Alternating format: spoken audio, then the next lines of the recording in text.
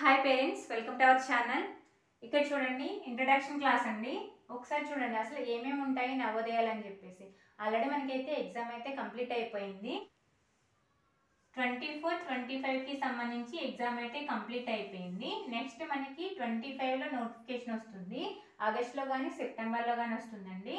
అప్పుడు వచ్చేసి మనకి ఎగ్జామ్ ఎప్పుడు జరుగుతుంది అంటే జనవరిలో ఎగ్జామ్ అనేది జరుగుతుంది.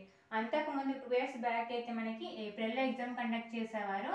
బట్ 2 ఇయర్స్ నుంచి మనకి ఆగస్టు సెప్టెంబర్లో నోటిఫికేషన్ ఇచ్చి జనవరిలో ఎగ్జామ్ అనేది కండక్ట్ చేస్తున్నారు.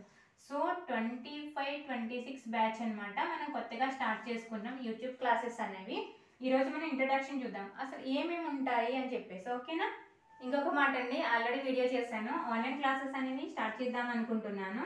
ఫిబ్రవరి 1 నుంచి స్టార్ట్ చేస్తున్నానండి. సో ఎవరికైనా ఇంట్రెస్ట్ ఉంటే జాయిన్ అవ్వచ్చు. వాట్సాప్ గ్రూప్ లింక్ అనేది నేను డిస్క్రిప్షన్లో అలాగే కామెంట్ బాక్స్లో కూడా ప్రొవైడ్ చేస్తాను. ఒకసారి జాయిన్ అవ్వండి.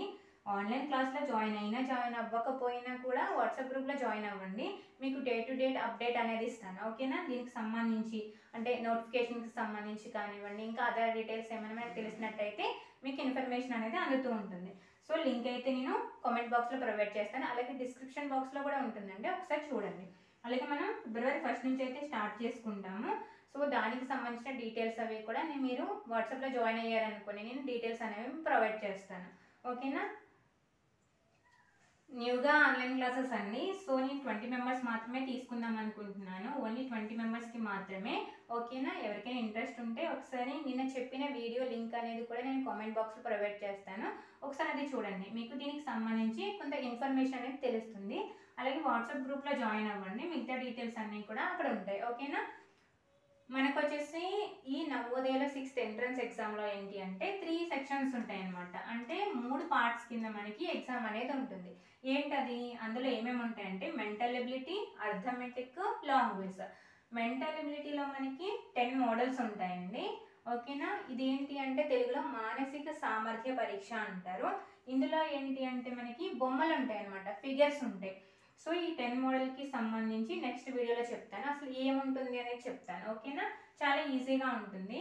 ఇందులో మనకి టోటల్ వచ్చేసి 80 క్వశ్చన్స్ ఉంటాయండి. 80 క్వశ్చన్స్కి మనకి 100 మార్క్స్ అనేవి ఉంటాయి.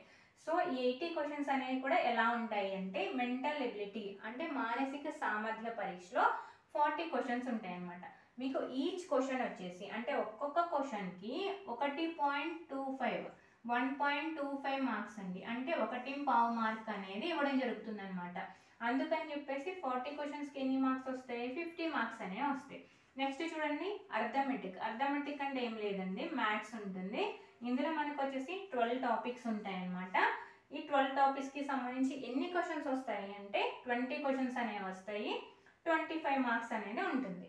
నెక్స్ట్ లాంగ్వేజ్ అంటే మీరు తెలుగు తీసుకుంటే తెలుగు, ఇంగ్లీష్ తీసుకుంటే ఇంగ్లీష్ అనమాట.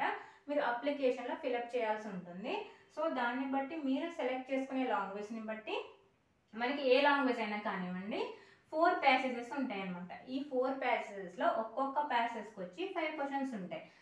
సో టోటల్ వచ్చేసి మనకి ఎన్ని క్వశ్చన్స్ ఉంటాయి? 20 క్వశ్చన్స్ అనేవి ఉంటాయి అన్నమాట. 4, 5, 20 20 క్వశ్చన్లు అనేవి మనకు ఉంటాయి. సో ఇందులో ఒక విషయం అండి, కొంతమందికి ఇంగ్లీష్ మీద అవగాహన ఎక్కువ ఉందనుకోండి, వాళ్ళు ఇంగ్లీష్ సెలెక్ట్ చేసుకోవచ్చు. ఇప్పుడు ఇంగ్లీష్ మీడియం చదువుతున్నప్పటికీ కూడా తెలుగు మీద అవగాహన ఎక్కువ ఉన్నట్టయితే తెలుగు సెలెక్ట్ చేసుకుంటే మంచిదండి. ఎందుకు అంటే ఈ ప్యాసేజెస్లో మనకి ఏంటి అంటే సినానిమ్స్, యాంటోనిమ్స్ అంటే సేమ్ మీనింగ్ ఉండేటటువంటి పదాలకి అర్థాలు అడుగుతారు. అలాగే వ్యతిరేక పదం అడుగుతూ ఉంటారు. ఒక పదం ఇస్తారు, ఒక పదానికి వ్యతిరేక పదం అడుగుతారు, లేదంటే ఒక పదం ఇస్తారు, అదే అర్థం వచ్చే ఇంకొక పదం ఏంటి అని అడుగుతారు. ఇంగ్లీష్లో అయితే సినానిమ్స్ అంటారు, సేమ్ మీనింగ్ వచ్చే వాటిని యాంటోనిమ్స్ అంటారు, వ్యతిరేక పదాన్ని. ఓకేనా? ఇలా అడుగుతారు. ఇవి ఎప్పుడు వస్తాయి మనకి? ఆ లాంగ్వేజ్ మీద, ఆ భాష మీద ఎక్కువ అవగాహన ఉన్నట్టయితే మనకి ఇది వస్తుంది అనమాట. సో ఇంగ్లీష్ మీడియం చదువుతున్నప్పటికీ కూడా మీరు అప్లై చేసుకునేటప్పుడు వాళ్ళకి తెలుగు మీద అవగాహన ఎక్కువ ఉంటే వాళ్ళు ప్యాసేజ్ ఈజీగా అర్థం చేసుకోగలుగుతారు. ఈ ప్యాసేజ్లో ఉన్నటువంటి పదాలకి అర్థాలు అడుగుతారు. అలాంటప్పుడు మనం ప్యాసేజ్ అనేది బాగా అర్థం చేసుకున్నాం అనుకోండి, ఈజీగా ఆన్సర్ పెట్టడానికి అవకాశం ఉంటుంది. సో వాళ్ళు ఇంగ్లీష్ మీడియం అయినప్పటికీ కూడా తెలుగు మీద అవగాహన ఉన్నట్టయితే తెలుగు తీసుకుంటే మంచిది. ఓకేనా? ఈజీగా ఆన్సర్ చేయగలుగుతారు. ఓకేనా? ఇంగ్లీష్ మీద ఎక్కువ పట్టుంది అనుకోండి, ఇంగ్లీష్ మీద అవగాహన ఎక్కువ ఉంటే ఇంగ్లీష్ తీసుకోవచ్చు. ఓకేనా? ఇంగ్లీషు తెలుగు ఉంటుంది. సో మీ అవగాహనను బట్టి అది సెలెక్ట్ చేసుకుంటే బాగుంటుంది. సో ఇక్కడ వచ్చేసి మనకి 20 క్వశ్చన్స్ అనేవి ఉంటాయి. ఈ 20 క్వశ్చన్స్కి మనకి ఏంటంటే 25 మార్క్స్ అనమాట. ఓకేనా? సో టోటల్ వచ్చేసి ఎన్ని క్వశ్చన్స్ వచ్చాయి మనకి? 80 క్వశ్చన్స్, 100 మార్క్స్.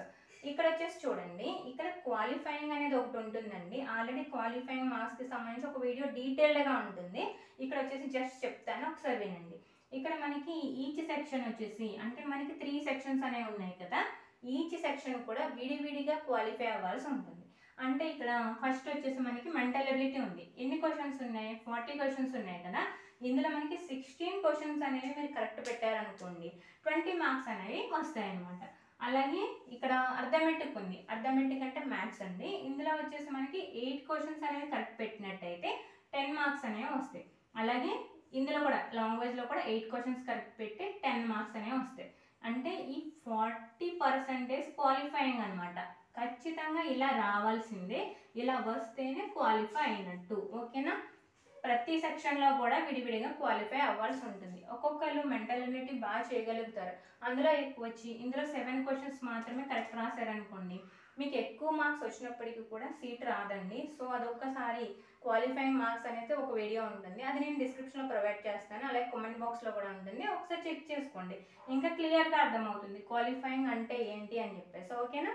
ఇక్కడ వచ్చేసి క్వాలిఫైయింగ్ మార్క్స్ ఎంత చెప్పుకున్నాం? 40 మార్క్స్. అంటే 100కి 40 మార్క్స్ వస్తేనే మనం క్వాలిఫై అయినట్టు అనమాట.